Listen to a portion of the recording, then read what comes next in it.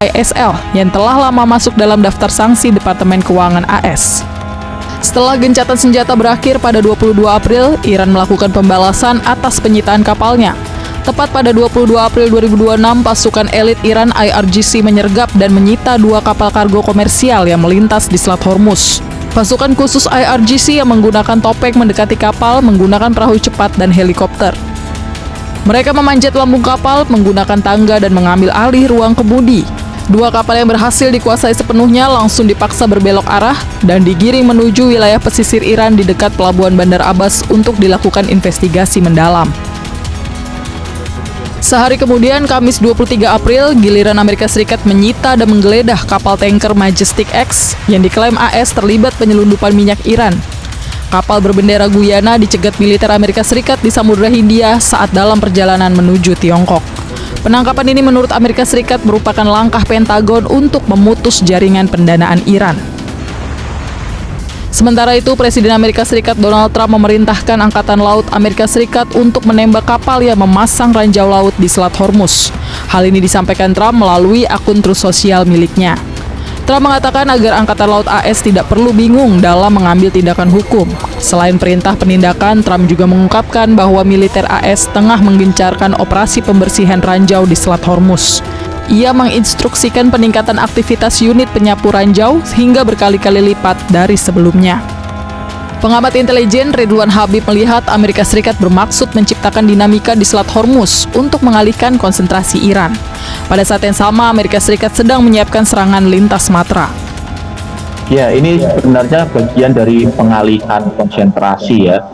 Trump mencoba memaksa Iran hanya berkonsentrasi di Selat Hormuz, sementara diam-diam sebenarnya militer Amerika Serikat sedang menyiapkan satu serangan simultan lintas Matra. Jadi mereka sedang merencanakan ada serangan jet tempur, serangan udara, kemudian ada serangan invasi darat dengan penerjunan 82nd Brigade atau Batalion Lintas Udara, dan yang melalui maritim atau menggunakan USS Destroyer, kapal-kapal penyapu ranjau.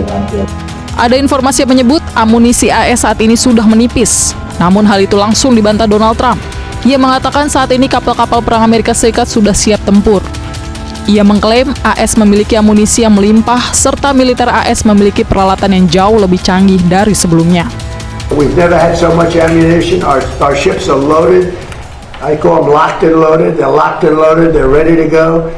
We have much higher quality equipment than we did when we first started the war, and or the military operation, whatever you want to call it. And they're coming to us. Lalu seperti apa kesiapan militer Iran? Terlihat Iran begitu siap menghadapi segala kemungkinan. Panglima Angkatan Darat Iran, Brigadir Jenderal Ali Jahan Shaheen memperingatkan musuh bahwa jangan sampai musuh-musuh salah kira soal kemampuan tempur dan mental para pejuang Iran. Hal ini disampaikan ketika Ali meninjau kesiapan unit-unit Angkatan Darat dalam mempertahankan perbatasan negara di daerah perbatasan pegunungan bersalju. Dalam momen ini, Ali memberikan semangat dan mengucapkan terima kasih kepada para prajuritnya atas semangat luar biasa, tekad, ketabahan, dan kewibawaan yang membuat para musuh gentar. Brigjen Ali juga menekankan kesiapan tempur, moral prajurit yang tinggi, dan semangat patriotisme sebagai kekuatan utama pertahanan negara. Iran juga mengaktifkan sistem pertahanan udara. Dalam rekaman video, tampak kilatan cahaya di langit Teheran. Media pemerintah Iran menyebut sistem pertahanan udara diaktifkan untuk merespons serangan musuh. Ini menjadi pertama kalinya Iran mengaktifkan sistem pertahanan sejak gencatan senjata dengan AS dimulai lebih dari 2 pekan lalu. Suara dentuman juga terdengar di beberapa lokasi di Teheran. Pengamat intelijen Ridwan Habib melihat Iran sudah sangat siap, sebab ini akan menjadi pertarungan hidup mati bagi Iran. Di Selat Hormuz mereka sudah menyiagakan yang disebut dengan barikade kapal Zulfikar. Nah, kapal Zulfikar ini nanti yang akan menghalangi upaya dari kapal penyapu ranjau USS Destroyer yang akan dikirimkan oleh Amerika Serikat. Selain itu, selain dengan kapal Zulfikar, sebenarnya Iran juga sudah menyiagakan yang disebut dengan barisan rudal pesisir.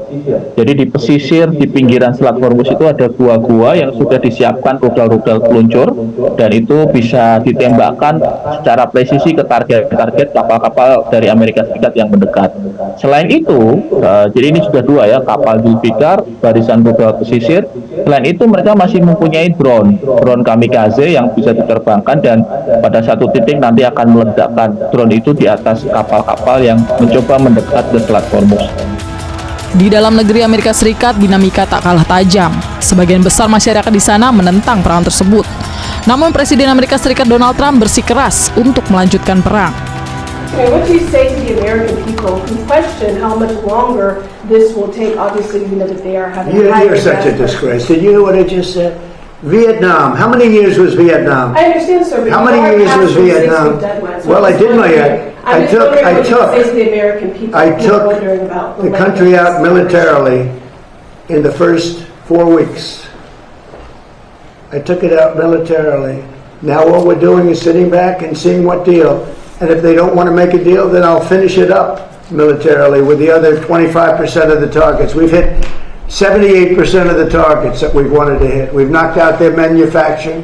We've knocked out their missile production. We've knocked out their drone production. We've knocked out everything. In some cases, when I say knocked it out, 70, 80, 90%.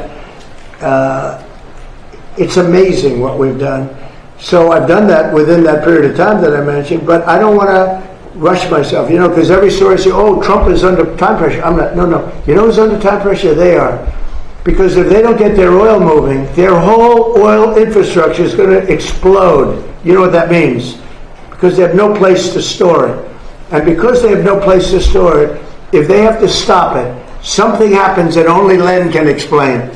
Something happens underground that essentially renders it in very poor shape, and you never recover fully. You can recover 50, 60%, but you can never have it like it is right now. And they have a matter of days before that event takes place. So I'm not under any pressure whatsoever. Lalu kapan agresi akan dilakukan?